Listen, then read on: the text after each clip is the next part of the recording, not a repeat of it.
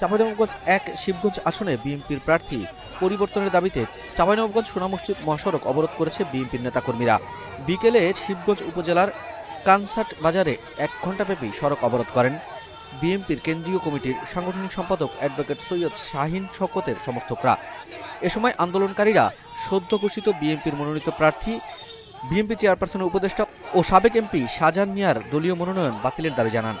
অবরোধের কারণে সোনা মসজিদ স্থলবন্দর থেকে ছেড়ে আসা যান চলাচল বন্ধ থাকায় সড়কে প্রায় ১ ঘণ্টাব্যাপী তীব্র যানজট সৃষ্টি হয়।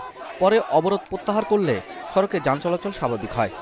আন্দোলনকারীরা বলেন, স্বাধীনতার পর ৮ বার দলীয় মনোনয়ন পেয়ে ৫ বার সংসদ সদস্য নির্বাচিত হয়েছেন ৯০ বছর বয়সী নেতা শাহজাহান মিয়া। বিগত ১৭ বছরে আওয়ামী লীগের দুঃশাসনের সময় বিদেশে আরামায়েশে কাটিয়েছেন, শারীরিকভাবে অসুস্থ। তবুও ত্যাগী নেতা রাজশাহী বিভাগের সাংগঠনিক সম্পাদককে বাদ দিয়ে শাহজাহান মিয়ার মতো নেতাকে মনোনয়ন দেয়ায় ঘটনায় অবাক বিএনপির তৃণমূলের নেতাকর্মীরা।